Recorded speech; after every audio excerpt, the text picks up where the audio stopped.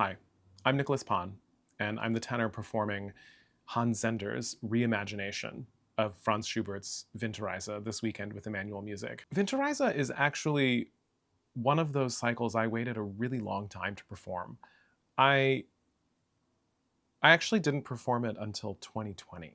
So I was in my early 40s when I did my first performance of the piece. And I think part of that is because I didn't feel ready. And frankly, if I'm being honest, I probably would have waited longer if the invitation hadn't come to perform it for a very specific project, which was in Houston with Mercury Chamber Orchestra, where they actually had commissioned their own orchestration of Winterreise, and they wanted me to perform it staged. The themes that Winterreise explores, these themes of grief and loss and the mental illnesses that are kind of in the halo of the experience of grief, depression, anxiety, all the stages of grief, bargaining, anger, bereavement. I feel a little bit like you have to have lived a life in order to really know what those feelings are. And also it has this reputation, of course, too, of being one of the pinnacles of the art song repertoire. And so it felt to me like I should wait. I actually waited a long time with all of the sort of pinnacle cycles of the art song repertoire. I waited until I was in my late 30s to perform Schöne Müllerin, Schubert's other epic song cycle. I waited, 10, 15 years after learning Dichterliebe by Schumann to take that into public. I think there are a lot of similarities between the Schumann and the Schubert. And interestingly, I think the Schubert is a more sophisticated and nuanced take on grief than the Schumann is, in a way. I think the other reason I waited a long time to perform Winterreise is that it's been performed by so many great artists. Fischer-Dieskau, Peter Pears, and it's been recorded by countless great artists over time. And so that also felt like a reason to wait. I wanted to wait until I had something to say. I also wanted to wait until I was ready to say something, which I think is, that's not always given in the development trajectory of an artist. I think along with the fact that it's been performed by so many artists and recorded by so many artists, I also was thinking to myself, what is the why behind wanting to do this? And so for me, that has to be, what is the new perspective beyond just my perspective?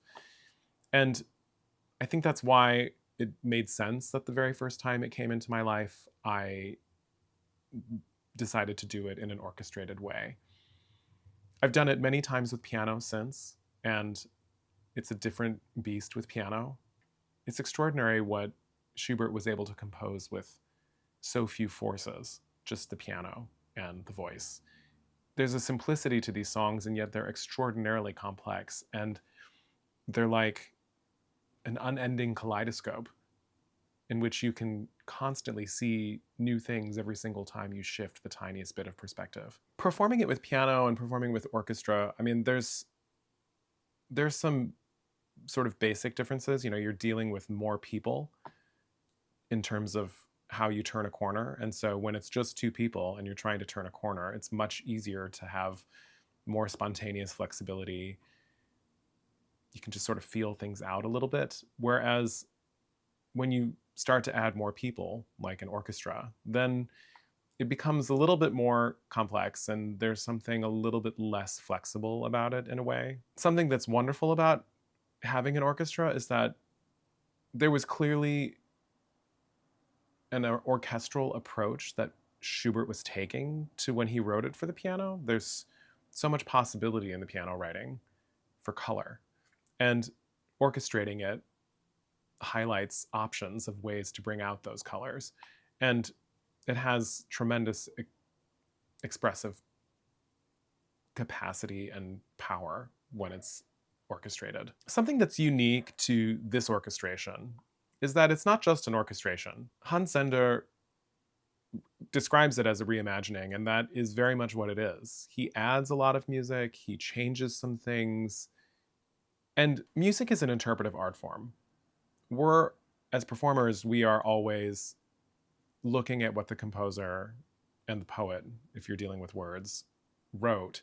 And then you're trying to interpret that as best as you can to what their intentions were, what you believe their intentions were, through the filter of you as you bring that out in performance. And in the case of doing Winterreise with piano and voice in its traditional version, you're dealing with two interpreters, so, the pianist and the singer. And those interpreters are working together in real time to figure out what that interpretation is. And so there's sort of a directness to it. In the case of this Zender orchestration and reimagining, you're also grappling with another composer's perspective on what Schubert and the poet wrote. So the composer provides another filter through which you have to figure out interpretation. When you have experience with the original version as a performer, you already have an idea about what your thoughts on interpretation are. There's a challenge in that you have to surrender those ideas back up and try and figure out how to start afresh, because you also have to look at what were Zender's interpretations before you can actually start layering on your own. So there's an extra cook in the kitchen, and that cook is not a sous chef. That cook is also another head chef.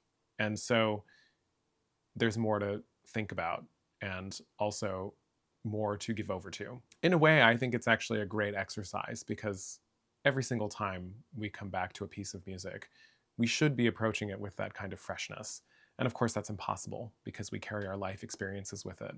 But there's something about this experience that forces us to look at this cycle anew, which I think is really important. Classical music and pieces that are as canonical as something like Winterreise kind of get stale with this idea of tradition that gets superimposed on it. And exercises like this encourage us to remember that it's just music, and we always have to treat it like it's new music and look at it with as fresh eyes as possible.